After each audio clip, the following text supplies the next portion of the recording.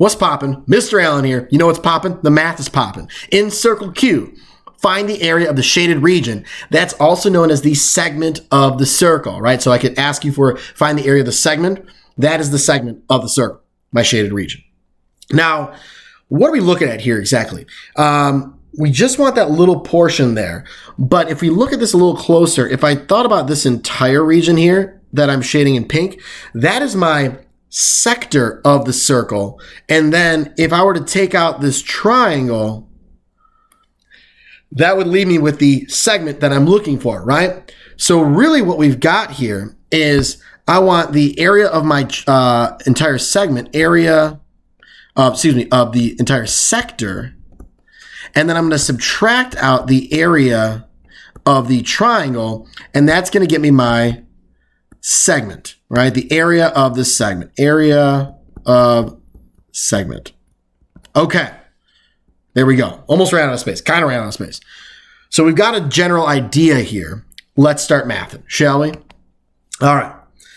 Let's find the area of this sector first. So I've got the central angle and I've got the radius, right? So if I jot down my formula, I can plug in everything that I know. My central angle is 120, so my arc measure is 120. So that's 120 divided by 360 equals my sector area, which I don't know. I'll call that x divided by pi times my radius of 8 squared.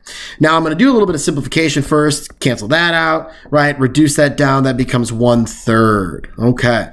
12 goes into 36 3 times. Now my math is a little bit easier here. I'm going to have 64 pi, right? Because 8 squared is 64 equals 3x. Divide by 3. That cannot be simplified. So my area of the sector, or x in this case, is just going to be 64 pi divided by 3, or 64 over 3 times pi. So that is a nice little checkpoint there for my sector. Now I need to figure out the area of my triangle, which can be a little bit more challenging at times. So what I'm going to do first is I'm actually going to drop down an altitude of this thing, which is on a slight angle. There we go. And if I drop in that altitude, that is going to bisect this angle into a 60 degree angle, right? 120 divided by 2 is 60. That's a right angle because I call it an altitude. And now I'm dealing with a 30, 60, 90 triangle. The side that I do know is the 8, right? That's my hypotenuse. Now, half of that would get me my altitude, which is going to be 4, and then multiply that by root 3, so that's going to be 4 root 3, which is kind of hard to see here, so I'm going to draw this triangle off to the side.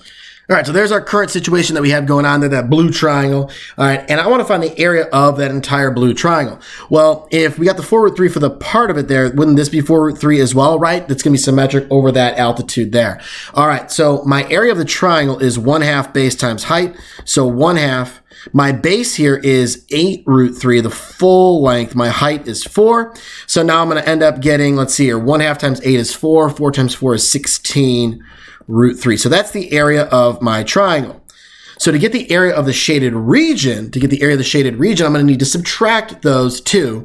So let's do that. And we will leave it exact here to get the area of that segment. I'm going to do 64 pi over 3 minus 16 root 3. And that's going to be, what are our units?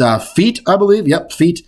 So feet squared. That is our final answer. As ugly as that looks, that is the answer most math tests are looking for, is in exact form. So we took the area of the entire sector, we subtracted the area of that triangle, right? And then we got our final answer there, which was just fantastic. 64 pi over 3 minus 16 root 3. Feet squared. That's dope. See you guys later.